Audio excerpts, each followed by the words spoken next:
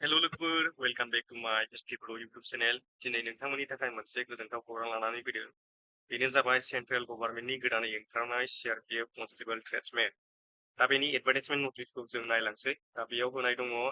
online application डेटआ start जागोन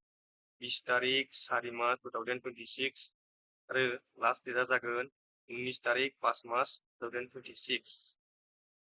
दानिया भेकान्सिया दङ टटेल 9175 आरो बेयाव मेल पस्टआव दङ 9096 फिमेल पस्टआव दङ 79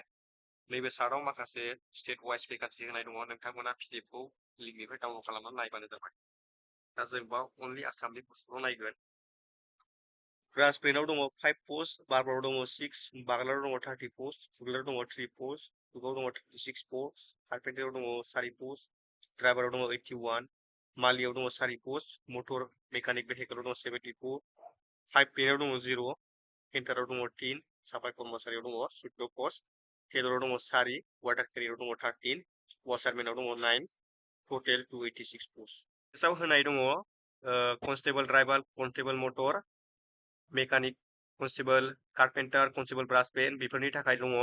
मेला 5 किलोमिटार इन 24 मिनिट्स आरो फिमेला दङ 1600 किलोमिटार इन 8.5 minute next cook water career बारबार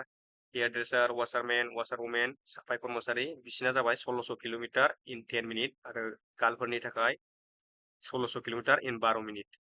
थ' फिजिकेल एफिसियेन्सिया बेनोसै क्वालिफिकेसन पस्ट वाइज क्वालिफिकेसन नांगौ दा ड्राइभारनि थाखाय मा क्वालिफिकेसन नांगौ नोंथांमोना नायबानो जाबाय आरो मा पस्टनि थाखाय मा क्वालिफिकेसन नांगौ नोंथांमोना नैबे पिडिएफखौ डाउनलड खालामनानै नायबानो जाबाय नैबे जाबाय फिजिकेल स्टेन्डार्ड बेयाव हाइट आरो चेस्टजों लोब्बा गोनां दङ बेयाव नोंथांमोना बेखौ पिडिएफखौ डाउनलड खालामना नायबानो जाबाय एसटिनि थाखाय बेसेबां नांगौ आरो अबिसिनि थाखाय बेसेबां नांगौ नोंथांमोना बे चार्टखौ डाउनलड खालामनानै नायबानो मिथिनो मोनगोन